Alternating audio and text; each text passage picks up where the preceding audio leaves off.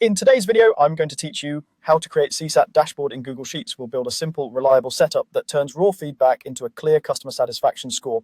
CSAT is typically a top 2 metric, meaning we count only scores of 4 and 5 as satisfied.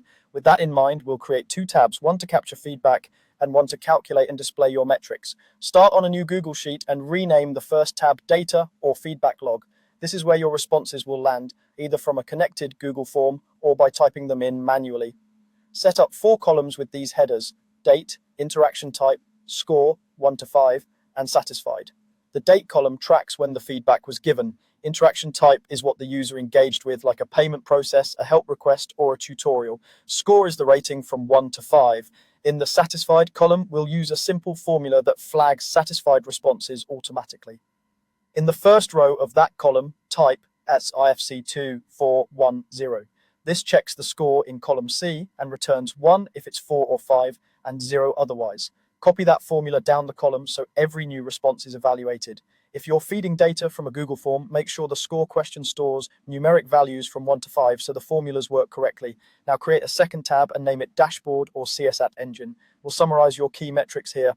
Add a small table with a metric column and a value column. For total responses, in the value cell, enter eval county data.cc.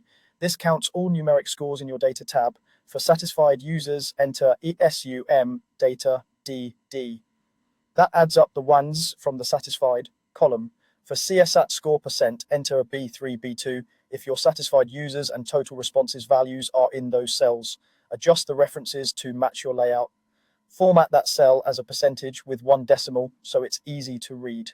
Finally, for average score, enter its average data.cc to see the typical rating across all responses. As you log entries, either by submitting the form or typing them in, the dashboard updates automatically.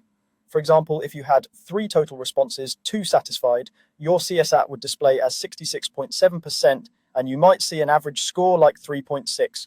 Keep your headers consistent, avoid text in the score column, and your calculations will stay accurate. That's all you need for a clean, dependable CSAT dashboard in Google Sheets.